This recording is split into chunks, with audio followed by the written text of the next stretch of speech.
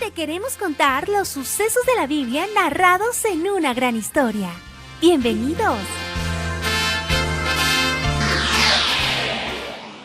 El tabernáculo.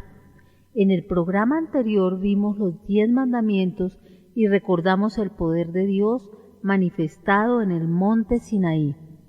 Los israelitas recibieron las leyes pensando todavía que con sus propios esfuerzos podían cumplir todo lo que el Señor les había ordenado. Después Moisés subió al monte Sinaí porque el Señor le había indicado que subiera. Entró en la nube y se quedó allí 40 días y 40 noches.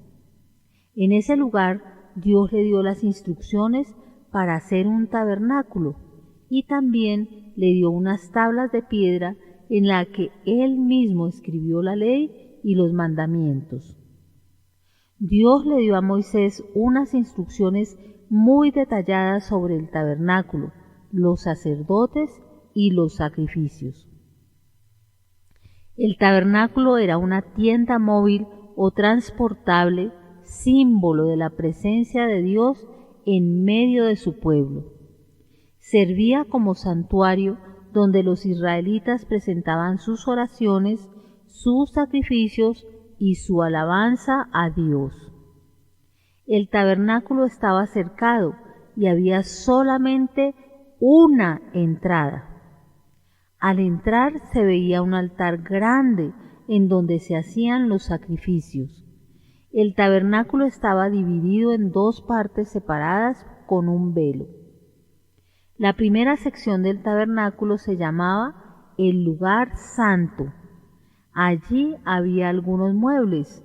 Sobre una mesa había 12 panes que representaban a las 12 tribus de Israel. Sobre un altar pequeño se quemaba incienso. Un candelabro de 7 brazos alumbraba el lugar. Más adentro, en la segunda sección, estaba el lugar santísimo, separado del lugar santo por un velo o cortina muy pesada. Detrás de la cortina o velo estaba la presencia del Señor. Allí había un cofre recubierto de oro con tapa de oro puro. Dentro del cofre se guardaban las tablas de la ley, la vara de Aarón y un gomer de maná. Gomer es una medida.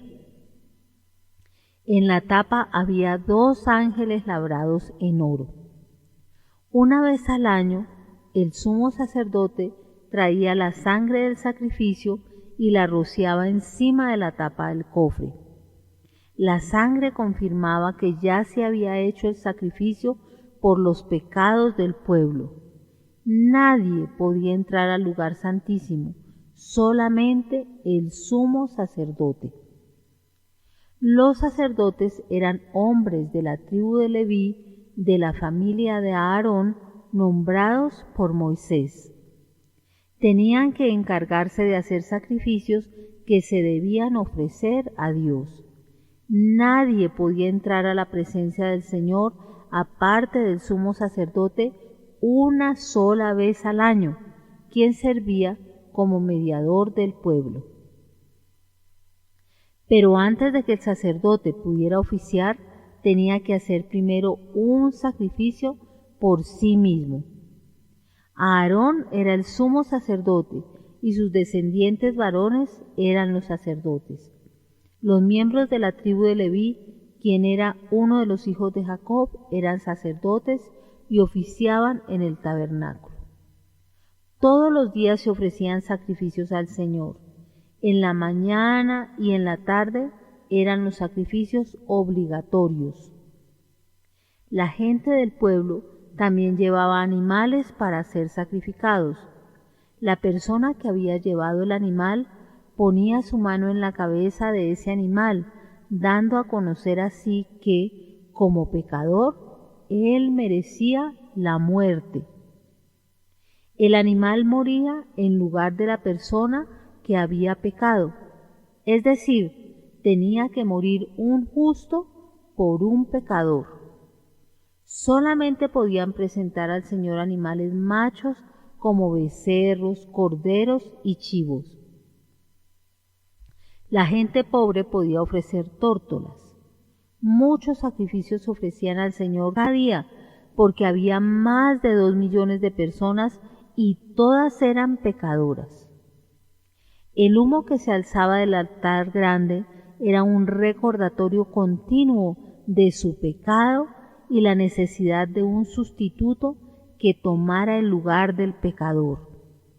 Necesitaban a alguien que lo representara delante del Dios Santo. Si alguien se hubiera acercado a Dios sin la sangre del sacrificio, habría muerto de inmediato.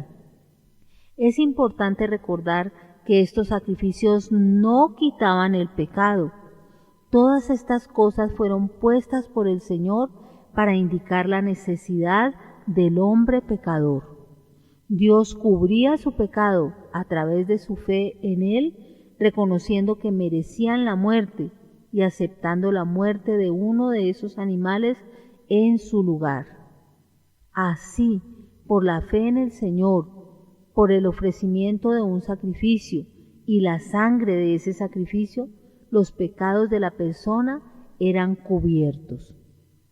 Acá vemos que el plan de Dios sigue extendiéndose más y más. En Abel vemos el sacrificio por un pecador. En la Pascua vemos un sacrificio por una familia de pecadores. En el tabernáculo vemos un sacrificio por todo un pueblo. Hoy es importante recordar, y casi todo es purificado, según la ley, con sangre.